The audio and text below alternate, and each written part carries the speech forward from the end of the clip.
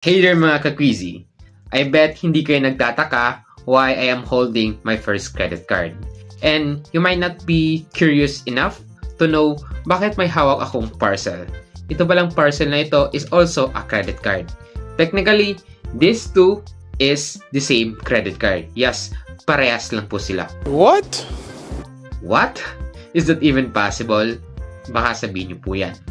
Actually, these two credit card is similar and the same kasi itong first credit card ko po kasi ay na-compromise last month actually. Ang nangyari is that when you say compromise, ibig sabihin po niyan is nanakaw or may unauthorized transaction yung credit card ko. What? So meaning unsafe yung credit card? Technically, yes and no. May lapses pa rin yung system ng mga credit cards sa Philippines at hindi siya ganun pa ka-advance. Pero, it is much safer compared sa debit card. Why? Kasi nung na-compromise yung card ko, ayun nga, tumawag ako sa customer service ni BDO at ayun, madali lang investigation nila sa aking credit card na sabi ko unauthorized transaction. Kasi nga, yung pera sa credit card ay pera ng bangko. And kung gagamit ka ng debit card, yung sa ATM mo, pera mo yun. Kaya, medyo matagal yung investigation nun kasi priority ng bangko yung pera nila. Oh, really? And if you see my card details dito, I'm not even scared enough na kasi nagbigay na sila ng bagong credit card. And this credit card now is not working anymore. And this new credit card is a credit card provided by BDO for free kasi nga, ayun nga, na-compromise itong credit card na ito. So as you can see, mas safer and mas convenient if may mga transaction kayo using credit card compared sa debit card. So you might be curious, paano ka po nakakuha ng first credit card as a student? To be honest, I'm not really sure about the reason why or bakit nasendan ako ng credit card. You serious? Kasi nga, wala naman akong income tax return, wala naman akong payslip, pero may savings account ako sa BDO. And I think may idea ko bakit binigyan ako nito. So, this is a story. Nung pandemic kasi, I applied for scholarship. Nung nag-apply ako ng scholarship, nilagay ko yung savings account ko sa BDO at transfer ko siya sa GCash account ko. So instead of splurging the money and buying anything that I want during pandemic, naisip ko, what if inegosyo ko siya at gamitin ko siya for GCash, cash in and cash out? Kasi nga, during that time, napaka sikat pa nung GCash and cash in and cash out and nandito lang naman ako sa bahay. So ayun, with my scholarship money, ginawa ko is that naglagay lang ako ng papel na cash in, cash out, ganun. And sa kabutihang palad naman, tinangkilik naman ako ng mga kapitbahay namin. And ayun, pinagpatuloy ko siya sa school kasi na-stop ako sa bahay kasi nagbalik eskwela na and face-to-face na. So ayun, yung cash in ko is, yung cash in business ko, is hinati ko lang siya with cash out. So, 50% of my money sa cash in, 50% sa cash out. Then, kadalasan, naubos yung pera ko for cash out. So, ginagawa ko, nag-send ako ng money sa aking savings account sa BDO at wini-withdraw ko agad-agad. Kaya, siguro maraming activity yung aking BDO savings. And yung maintaining balance din ng aking account is more than the average minimum maintaining balance. So, I believe, yun yung reason bakit ako binigyan or sinendan lang kahit hindi ako nag-apply ng BDO credit card ni BDO. Kasi nga daw, yung bawat bangko ay may system na nagdi-detect daw ng activities natin per bank holder. So, na-detect siguro nila na may cash flow yung pera ko. And at the same time, hindi naman kaliitan yung kalakihan yung halaga, pero may flow pa rin ng money and I'm above maintaining balance yung cash in ko, kaya ako binigyan ng credit card. So, what does it mean? It means that kahit na wala ka pang income tax return or sweldo, if may consistent ka na relationship sa bangko mo by cash in, withdraw, paying bills, gamit yung savings account mo, and nag-maintain ka ng balance above maintaining balance, may possibility na mismo si BDO na mag-offer sa'yo ng credit card.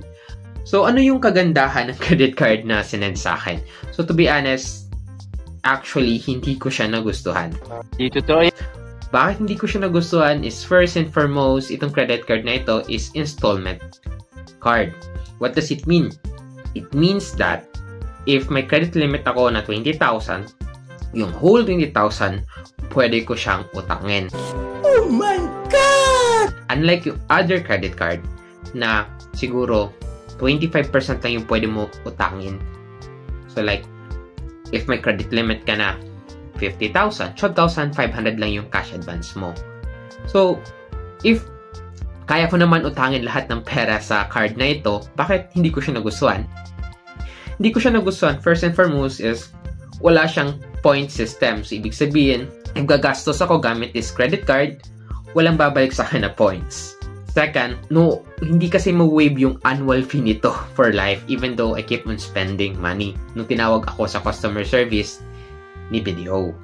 So, even though, alam mo yun, even with those disadvantages, hindi naman siya disadvantages. It seems like, hindi lang talaga hiyang yung card na ito for my purpose, yung gusto ko. Pero, kahit na hindi siya hiyang, I continue using this card kasi, alam mo yun, mahirap talaga kumuha ng credit card, especially kung student ka. And I was lucky enough na binigyan ako ni BDO. So, I keep on using this credit card to build my credit history sa bank, and in the future, hopefully maka-loan ako if I need to scale my business or create my business of my own. So, what does this video tells you? It tells you that you have a good relationship with your bank, like BDO. I'm not sure about the other bank. Basta if you have good relationship with your bank, keep on saving above maintaining balance, may possibility po na papadalhan ka ni BDO agad-agad ng credit card. Like, maybe one of these days, sandan ka na. Basta, keep in mind na when you are saving money in the bank, huwag mo lang isipin yung maliit na interest. Kaya hindi ka naglalagay. So, if you want a credit card, at least siguro, mag-save ka ng pera sa savings mo above maintaining balance. Kasi may friend ako na iniisip niya dati na useless yung paglalagay ng pera sa bangko. Pero to be honest, nung we learn about the credit card, our mind changes kasi nga, this credit card is very helpful. Basta lang, may control ka talaga at you don't spend money you don't have. Meaning, if you spend money, let's say, you want to buy something, may gusto kang bilhin, ganun, you only use this credit card kapag may cash ka ng option. Meaning, magkaskas ka lang kapag may pera ka. So, if wala ka namang cash and credit card lang yung option mo at hindi naman siya emergency talaga na need mo, huwag mo na lang gamitin. Kasi nga, it will also worsen your credit history or credit score, ganun, if you keep on misusing your credit card. Pero, ayun nga, so far naman, maganda naman yung experience ko sa credit card ko sa BDO. And because of this credit card, I have earned right to get another credit card of my own. Kasi nag-apply ako ng other credit card using this BDO card. Kasi nga, may rule kasi yung mga credit card na if 6 months na yung card mo and you have a good standing ka, good payer ka, pag ginamit mo yung credit card mo to apply another credit card, kahit student ka pa lang, hindi ka nahihinga ng ITR. So, wala ng income tax return, mga ganun, chuchu. So, ayun lang. So, if that is why, you need to be responsible in using your credit card. Kung gusto mo pa mag-apply ng mga credit card na sakto talaga sa gusto mo, tulad ko. So, I responsibly use this card and dahil doon, naka-apply ako ng other credit card na gusto ko talaga at hiyang sa akin. So, yun lang. And if you want more videos on the things that I learned about credit card, gagawa ko ng video if you request ito sa baba. And I will make a video then about paano kumuha ng credit card kahit wala kang ITR sa other bank. Gagawan ko din yan if magko-comment kayo sa baba na gusto nyo yan na ganyang klaseng content. Kasi I have discovered a lot of things in this credit card journey of mine that I observed na a lot of people also haven't learned yet. So if interested ka, comment down below, and if marami ang nag-request sa inyo, gagawa ako ng video ganun. So I would put it in here. Click this if I have made the video. Kiklik mo lang ito and madidirect ka na sa video na sinasabi ko. So that's all. If you like this type of videos, don't forget to like and subscribe for more videos like this. Yun lang. See you in my next video. Let's go.